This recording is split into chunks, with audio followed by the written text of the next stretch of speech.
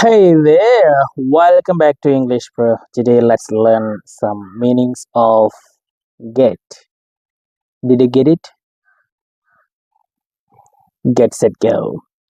ഗെറ്റിന്റെ കുറച്ച് അർത്ഥങ്ങൾ പഠിക്കാം.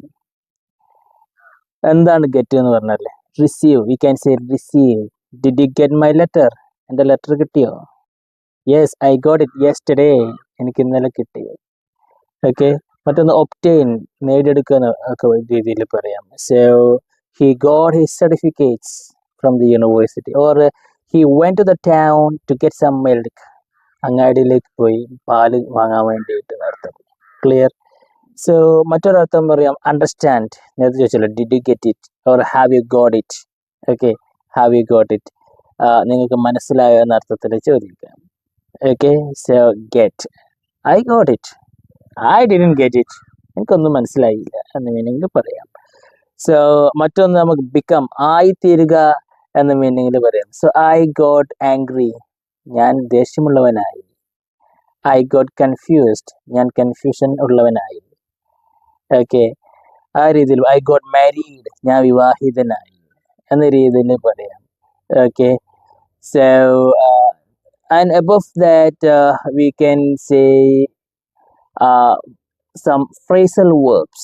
Phrasal verbs എന്ന് പറഞ്ഞാൽ എന്താ, പ്രിപ്പോസിഷൻസ് അതിനുശേഷം വരുമ്പോൾ അത് phrasal verbs എന്ന് പറയും. ഫോർ എക്സാമ്പിൾ ഗെറ്റ് അപ്പ്, എഴുന്നേൽക്കുക.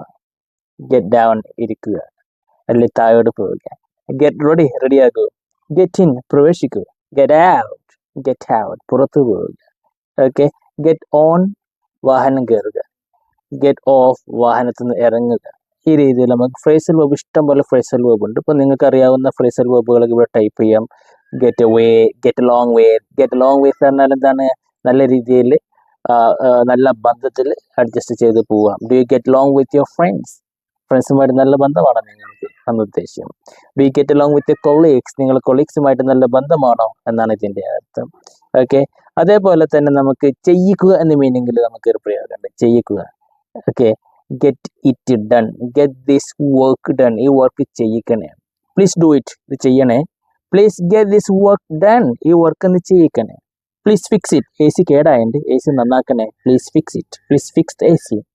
Please get the A C fixed, A C നന്നാക്കിക്കണേ. Okay, please clean the room, room ഒന്ന് ക്ലീൻ ആക്കണേ. Please get the room cleaned, ഇങ്ങനെ നമുക്ക് എന്ത് ചെയ്യാം, റൂം ക്ലീൻ ആക്കിക്കണം എന്ന രീതിയിൽ, ഈ രീതിയിലും പ്രയോഗമുണ്ട്. So there are many usages for get. Okay, so ഞാൻ നേരത്തെ പറഞ്ഞത് get set go, get set go. Okay, എന്താ പറയുക, പ്രൊസീഡ്, നമുക്ക് തുടങ്ങാം.